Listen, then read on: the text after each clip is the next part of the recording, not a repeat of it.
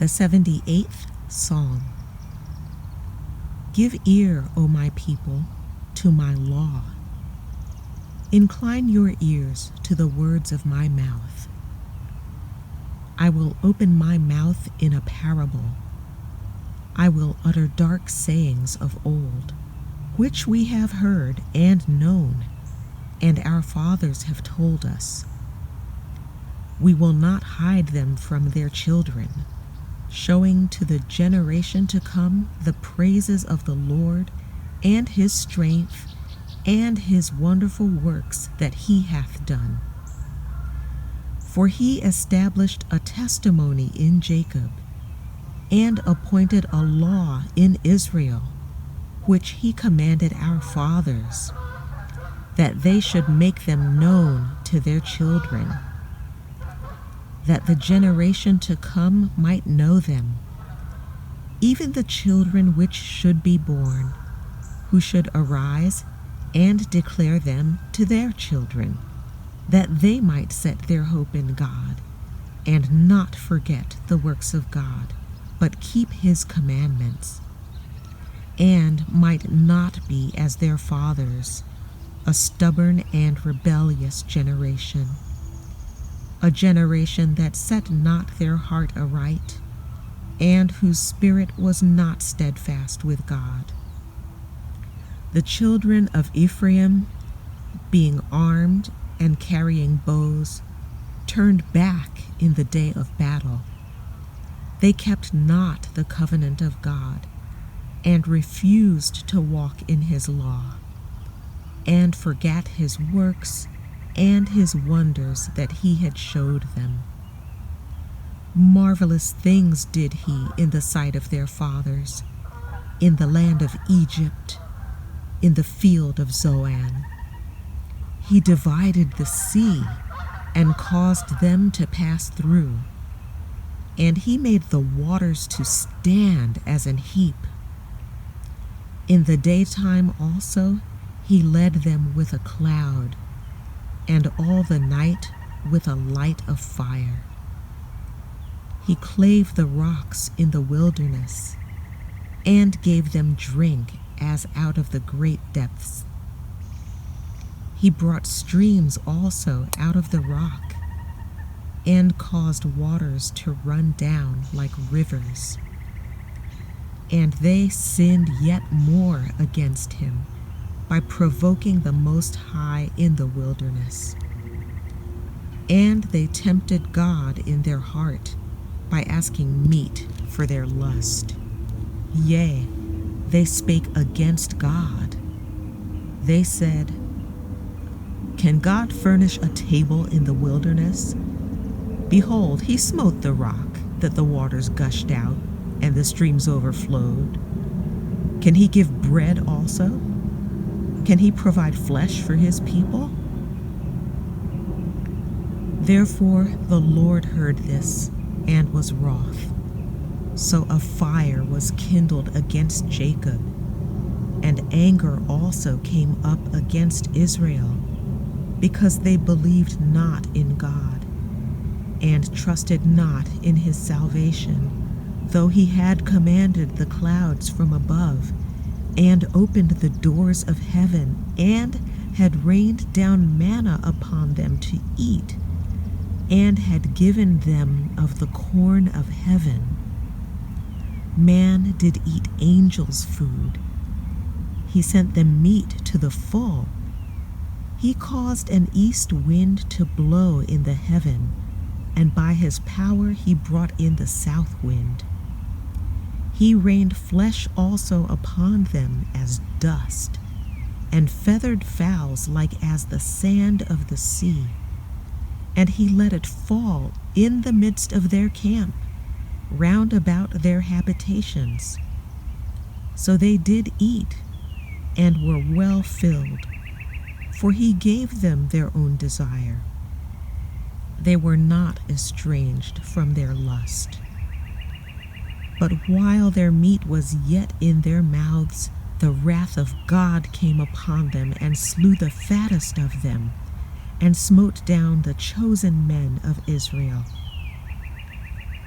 For all this they sinned still, and believed not for his wondrous works. Therefore their days did he consume in vanity, and their years in trouble. When he slew them, then they sought him, and they returned and inquired early after God. And they remembered that God was their rock, and the high God their Redeemer. Nevertheless, they did flatter him with their mouth, and they lied unto him with their tongues. For their heart was not right with him, neither were they steadfast in his covenant. But he, being full of compassion, forgave their iniquity, and destroyed them not. Yea, many a time turned he his anger away, and did not stir up all his wrath. For he remembered that they were but flesh, a wind that passeth away, and cometh not again. How oft did they provoke him in the wilderness, and grieve him in the desert? Yea, they turned back, and tempted God, and limited the Holy One of Israel. They remembered not his hand, nor the day when he delivered them from the enemy.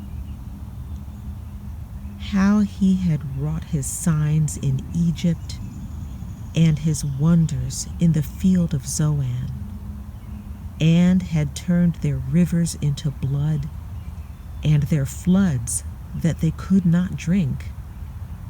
He sent divers sorts of flies among them, which devoured them, and frogs which destroyed them. He gave also their increase unto the caterpillar, and their labor unto the locust. He destroyed their vines with hail, and their sycamore trees with frost. He gave up their cattle also to the hail, and their flocks to hot thunderbolts.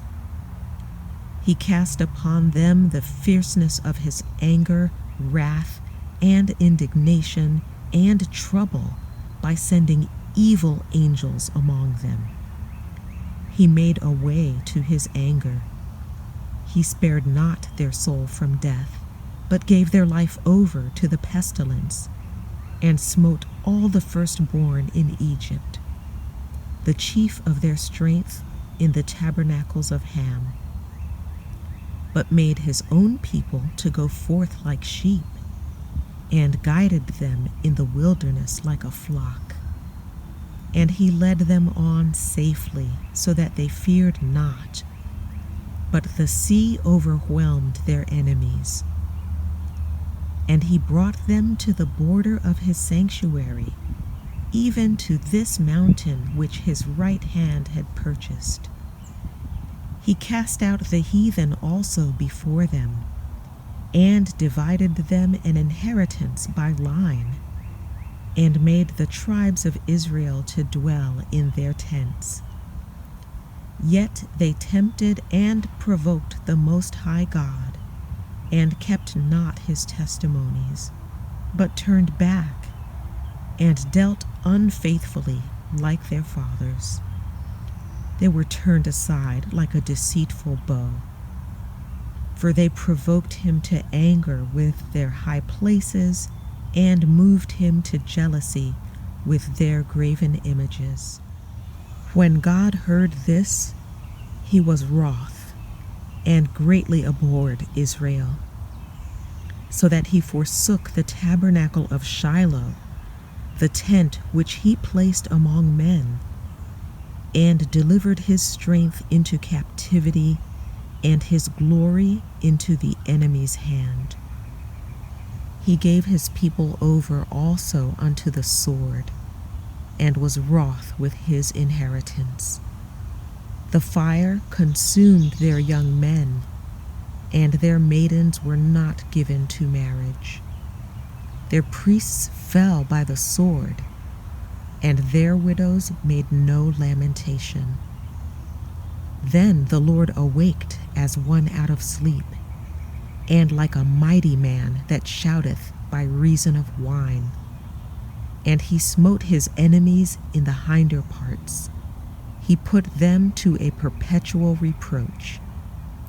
Moreover, he refused the tabernacle of Joseph, and chose not the tribe of Ephraim, but chose the tribe of Judah, the Mount Zion which he loved. And he built his sanctuary like high palaces, like the earth which he hath established forever. He chose David also his servant, and took him from the sheepfolds.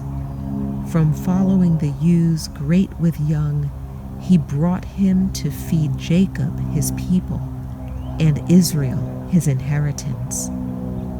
So he fed them according to the integrity of his heart, and guided them by the skillfulness of his hands.